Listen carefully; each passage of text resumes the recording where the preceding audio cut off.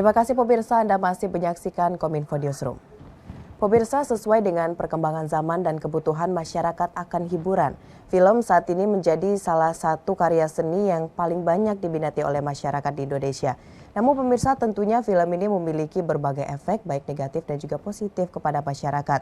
Salah satu yang menjadi dasar atau pertimbangan atau lembaga yang memiliki pertimbangan untuk dapat menayangkan sebuah film layak atau tidaknya bagi masyarakat adalah lembaga sensor film. Dan pemirsa, LSF ini tentunya memiliki peran yang sangat penting untuk melindungi masyarakat dari efek negatif sebuah film yang seharusnya ditayangkan atau dipotong dan lain sebagainya. Nah pemirsa, untuk membahas hal tersebut saat ini seperti apa LSF Republik Indonesia melakukan penyaringan mana film yang bisa ditayangkan, mana yang harus dipotong dan sebagainya. Kita akan diskusikan dalam dialog Kominfo Newsroom hari ini. Sudah bersama dengan kita Bapak Andi Muslim selaku Ketua Subkomisi Media Baru LSF Republik Indonesia. Halo Pak Andi, Assalamualaikum. Waalaikumsalam warahmatullahi wabarakatuh. Apa kabar Mbak Mona? Alhamdulillah sehat. Pak Andi sehat Pak Andi? Alhamdulillah sehat. Baik, Pak Andi, kalau kita lihat saat ini masyarakat Indonesia itu memang kebanyakan menonton film, terlebih di masa pandemi COVID-19 ini yang memiliki berbagai tantangan dan juga masyarakat bekerja dari pagi sampai malam, tantangannya begitu besar, membutuhkan hiburan. Salah satunya adalah film. Namun kita lihat saat ini ada film yang layak ditonton atau mungkin yang memiliki efek positif, negatif dan sebagainya. Di sini kita akan bahas Pak Andi, memberikan edukasi juga kepada masyarakat mengenai tugas dari lembaga sensor film. Kalau kita lihat saat ini tentunya ada beberapa film yang dipotong beberapa bagiannya dan bisa ditayangkan dan sebagainya. Namun kalau kita lihat ada beberapa yang seharusnya tidak ditayangkan namun ditayangkan. Ada yang seharusnya tidak ditayangkan dan sebaliknya begitu. Sebenarnya apa pertimbangan dari LSF untuk menayangkan sebuah film itu? Melihat sekarang ini masyarakat memiliki pola pikir yang berbeda-beda, Pak Andi. Ya baik Mbak Mona, terima kasih. Jadi memang begini ya, lembaga sensor film ini kan diamanatkan eksistensinya melalui Undang-Undang 33 tentang perfilman ya. Bahwa memang disebutkan harus ada satu lembaga yang akan melakukan menjadi filter pertama gitu ya atas tayangan-tayangan yang akan kita sebar ke masyarakat. Nah, pada prakteknya sebetulnya lembaga sensor film ini lebih kepada melakukan klasifikasi. Jadi memang kalau kata sensor ini agak tajam ya, agak berat ya gitu. Karena memang tersebut di undang-undangnya bahasanya seperti itu. Tetapi pada prakteknya kita melakukan klasifikasi berdasarkan isi tayangan. Nah, tadi kembali ke pertanyaan Mbak Mona, kita tahu bahwa tayangan yang beredar di masyarakat ini ada dari LSF punya 4 kategori usia. Jadi penggolongan yang pertama adalah semua umur, kemudian ada 13 tahun ke atas, 17 tahun ke atas, yang terakhir 21 tahun ke atas. Nah, jadi memang semua film yang masuk ke LSF untuk disensorkan, kita akan merujuk kepada peruntukannya seperti apa. Jadi kalau misalnya memang film ini ditujukan pada usia 13 tahun ke atas, katakanlah begitu ya. Ketika LSF melakukan penelaahan terhadap isi tayangan, nah, ketika dia sesuai, maka akan keluar surat tanda lulus sensor tersebut. Tapi apabila kemudian ditemukan beberapa hal yang kemudian bisa kita anggap ini tidak cocok gitu ya, maka kita akan kembalikan kepada Undang-Undang 33 ini. Kita akan melakukan dialog dengan pemilik film bahwa, hey, film kamu yang ingin ditujukan ke 13 bisa, tapi kemudian ada beberapa adegan di menit sekian yang tidak cocok untuk mereka. Maka ada komunikasi di situ. Kalau memang yang punya film kemudian merasa bahwa adegan tersebut yang kita sebutkan itu penting, bagian dari cerita yang sangat esensial gitu, maka kita bisa mengakomodasi adegan tersebut dengan cara menaikkan klasifikasinya. Jadi kita main di klasifikasi gitu ya Mbak Mona ya. Nah, untuk beberapa tayangan memang masalah sesuai tidak sesuai ini kembali kepada subjektivitas masing-masing ya. Tetapi memang pada dasarnya LSF ini menempatkan diri bukan lagi di antara penonton dan layar, tapi kita duduk bersama dengan penonton. Kita yang memang diamanatkan undang-undang untuk menjadi filter pertama, kita mengkanalkan, mengklasifikasi bahwa tayangan ini harus masuk di kategori usia yang mana. Pada dasarnya seperti itu. Nah, kalau melihat hal tersebut, bagian-bagian apa saja atau jenis apa saja yang memang harus dilakukan sensor? Kalau kita lihat saat ini mungkin dari lembaga sensor film melakukan pemotongan terhadap yang dikatakan dengan adegan pornografi. Namun di sisi lain tetap menampilkan dari sisi kekerasan atau mungkin dari narkoba tetap ditampilkan. Nah, itu gimana pertimbangannya, Pak Andi? Oke, baik. Pertama-tama ini ya, kita yang sedang ramai kita sounding ke berbagai kesempatan gitu ya, bahwa saat ini LSF tidak lagi melakukan pemotongan ya. Kalau dulu memang namanya censorship itu ketika teknologi film ini dituangkan dalam media yang namanya pita seluloid gitu ya. Jadi ketika pita ini kemudian ada adegan-adegan yang dipikir tidak sesuai, maka itu digunting gitu. Nah, saat ini kan semua format sudah digital ya. Jadi secara teknikal pun juga memang tidak memungkinkan kita untuk memotong. Nah, apa yang kita lakukan selama ini sekarang, bahwa ketika ada yang tadi kita sebutkan catatan-catatan, kita akan kembalikan langsung kepada yang punya film. Maka mereka lah yang melakukan pemotongan itu. Dan kita tidak pernah memberikan rekomendasi ya, ini harus hilang. Jadi kita kembalikan kepada sebesar-besarnya kepada keleluasaan yang punya karya ya. Mereka bisa melakukan hitam putih di sana, mereka bisa mempercepat adegan, melakukan blur dan lain sebagainya. Jadi secara teknis LSF tidak ada menyentuh sedikit pun dari bagian film itu. Kita kembali. Nah, nanti muncul pertanyaan berikutnya. Kadang sensor suka kasar gitu ya, motongnya brutal gitu. Nah, ini sudah kembali kepada yang punya film. Karena sekali lagi LSF sama sekali tidak ada melakukan blur, tidak ada melakukan pemotongan dan lain sebagainya. Semuanya ada di kendali di yang punya film. Baik, saya nangkanya Pak Andi kalau misalnya dari lembaga sensor film telah memberikan teguran atau mungkin masukan kepada yang memiliki film bahwa di detik sekian sampai dengan detik sekian ini seharusnya tidak ada. Ini termasuk kekerasan atau tidak layak bagi anak-anak, ditayangkan bagi remaja atau anak-anak. Nah, apabila dari film tersebut, dari yang memiliki film tersebut tidak melakukan tindakan, tetap menayangkan, kira-kira apa tindakan ke depan dari LSF, Pak Andi? Jadi memang untuk para pelaku industri televisi, kemudian sineas gitu ya, sebetulnya mereka alhamdulillah sudah memiliki pemahaman yang sangat baik gitu ya mengenai censorship ini.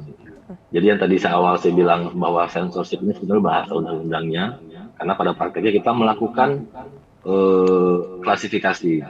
Nah, memang ini adalah kerja bersama ya. Kerja bersama itu artinya begini, LSF sebagai satu lembaga pemerintah tidak bisa bekerja sendiri. Kita punya katakanlah associate gitu ya, kolega-kolega yang juga memiliki tugas yang beririsan, berdampingan gitu. Mbak Mona bisa sebut itu ada komisi penyiaran gitu ya. Mbak Mona bisa sebut nanti ada KPAI dan lain sebagainya. Jadi memang perangkat-perangkat hukum yang mereka gunakan pun juga saling menunjang dengan tugas kita. Contoh misalnya, tadi kita bicara soal kalau tidak ada SLS bagaimana gitu ya.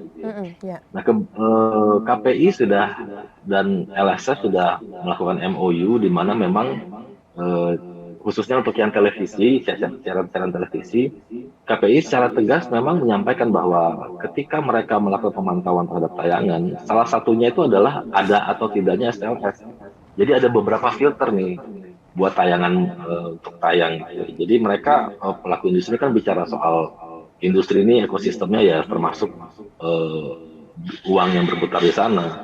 Ketika ada masalah seperti itu akan menjatuhkan mereka sendiri. Jadi mereka sangat aware sama ini dan mereka sangat obey lah, sangat patuh lah sama. Baik, berarti dari pihak yang memproduksi film hingga saat ini mereka sudah memiliki kesadaran mana film yang memang layak ditayangkan atau tidak. Baik, Pak Andi tadi juga mengatakan bahwa setiap film itu memiliki kategori untuk anak-anak, remaja, dan juga dewasa. Tentunya sudah ada di sana pembagiannya. Namun bagaimana saat ini caranya dari Lembaga Sensor Film Indonesia ini melakukan sosialisasi, Pak Andi, kepada orang tua yang terkadang masih ada membawa anak-anaknya untuk menonton film yang untuk remaja atau dewasa begitu, Pak? Ya, ini masalah yang nggak sepele ya gitu ya, yang cukup berat sebetulnya gitu ya. Mbak Muna, saya coba beranalogi sedikit ya. Jadi katakanlah kita ini sedang di perempatan besar di jalan raya gitu ya. Pemerintah bisa saja meletakkan banyak lampu merah di situ, taruh personel polisi di situ, polantas di sana, aturan yang menjerat hukumnya berat segala macam dan sebagainya gitu ya. Tapi kemudian tetap yang ketika sebuah kecelakaan terjadi, itu kan artinya penyebabnya adalah karena pengendaranya yang memutuskan gitu ya untuk mencari jalan pintas atau dia melanggar marka gitu. Nah, dia tidak hanya akan mencelakakan dirinya, tapi juga dia akan beresiko mencelakakan orang lain. Makanya ini tugas bersama dan kita berinvestasi dalam literasi ini kepada masyarakat, jadi ke manusianya gitu ya. Kita kalau kembali ke analogi lampu merah tadi, memang saat ini kita sering banyak sekali kasus-kasus di mana justru keluarga atau orang tua atau ya sebagian dari kita ini yang kemudian masih merasa kurang memiliki tanggung jawab atas tontonan yang dikonsumsi oleh keluarga kita. Kita lihat nih kalau ke bioskop misalnya gitu, kita tahu film dewasa nih, tapi yang nonton dalam sinema itu ada balita lagi nangis gitu ya, ada mereka bawa stroller bayinya, mereka bawa anak-anaknya gitu, karena memang yaitu kesadaran dari kita semua gitu, di luar dari perangkat hukum yang sudah dia buat. Ini yang juga bagian tugas dari LSF untuk terus mengejar gitu. Memang untuk kolaborasi di sini berarti Pak Andi ya, bukan hanya dari pemerintah, dari LSF, tapi juga mungkin dari pihak bioskopnya lebih memperketat lagi aturan supaya bisa masuk ke dalam ruangan tersebut. Baik, Pak Andi, Indonesia ini juga terkenal dengan pembajakan film. Nah, Pak Andi sejauh ini pendapatnya seperti apa, Pak? Dan bagi masyarakat yang melakukan hal tersebut, menyebarluaskannya, kira-kira langkah dari LSF seperti apa, Pak Andi? Oke, baik. Kita tahu ya bahwa film ini adalah sebuah tools, sebuah alat yang sangat powerful untuk melakukan kampanye atau branding sebuah negara. Semua negara-negara besar itu kuat karena kita lihat filmnya pun luar biasa. Katakanlah yang paling besar nih secara industrinya ada Hollywood, ada Bollywood gitu ya. Bahkan di India itu industri film di total itu bisa mereka produksi 2-3 kali lipat dari film Hollywood ya. Sekarang kita tahu ada Korea juga demikian dahsyatnya gitu ya film-filmnya. Nah, film-film ini adalah sarana untuk membangun ke dalam dan keluar. Makanya bicara soal kedaulatan bangsa nih. Gimana caranya supaya masyarakat Indonesia ini memiliki jiwa patriotisme, nasionalisme gitu, pada cinta kepada negara, karena ada film-film yang bagus yang perlu mereka apresiasi sebetulnya. Nah, kembali ke kedaulatan bangsa ini memang akhirnya kerja bareng ya, ketika industrinya kita harapkan maju, tapi kemudian ketika literasi ke masyarakatnya masih kurang, tadilah muncul yang namanya pembajakan itu. Karena bagi sebagian besar dari kita, menonton film itu adalah semata-mata hiburan. Kalau bisa gratis lebih baik lagi gitu. Padahal investasi negara itu, bangsa itu ada di nilai budaya yang banyak terkandung dalam film itu. Ini kita langkah panjang ke depan ya, harapannya nanti betul film Indonesia harus menjadi juara di negaranya sendiri. Oke, baik. Terakhir mungkin bisa singkat saja Pak Andi, saat ini kita menonton film tidak hanya di bioskop namun memiliki berbagai teknologi, bisa menonton di mana saja. Nah, bagaimana Pak Andi memberikan edukasi atau LSM kepada masyarakat agar dapat lebih bijak lagi dalam memilih film-film yang ada, Pak? Baik. Mbak Mona, LSF ini punya satu campaign yang namanya Budaya Sensor Mandiri. Ini sedang kita gadang-gadang untuk menjadi gerakan nasional gitu. Nah, kalau kita kembali ke analogi lampu merah tadi, gitu, memang ini adalah kerja bareng semuanya, bukan cuma pemerintah, tapi justru masyarakat peran sangat penting, terutama dari lingkaran terkecil yaitu keluarga. Maka program gerakan budaya sensor mandiri ini kita harapkan justru di tingkatan paling kecil dari masyarakat yaitu keluarga. Mereka orang tua mampu untuk memiliki kesadaran tinggi untuk mengontrol tontonan anak-anak. Ini kalau Ya. saya kembali bicara soal analogi, kemarin kita perang lawan hoax itu bagaimana sih kita tutup di sini, buka di sana. Tapi ketika manusianya yang sudah cerdas, hoax yang mau beredar kayak apa, nggak ada dampaknya. Sama nih, tayangan juga begitu. Tayangan boleh kita buat untuk 21 tahun ke atas. Kalau misalnya masyarakat cerdas, nggak akan dia lari ke sana kalau usianya belum cukup, kan gitu ya. Baik, intinya jadilah penonton yang cerdas dalam menikmati sebuah karya seni termasuk film gitu Pak Andi ya. Dan sini kolaborasi dari pemerintah dan juga pihak yang memproduksi film serta masyarakat sangat dibutuhkan agar film-film di Indonesia ini lebih banyak lagi dan patut ditonton oleh umur yang bersangkutan begitu. Baik Pak Andi, terima kasih telah bergabung bersama Kominfo Newsroom hari ini. Dan kita akan tunggu lagi informasi-informasi selanjutnya dari Pak Andi selaku Ketua Subkomisi Media Baru LSF Republik Indonesia. Terima kasih Pak Andi, salam sehat. Terima kasih Mbak Mona, sama-sama.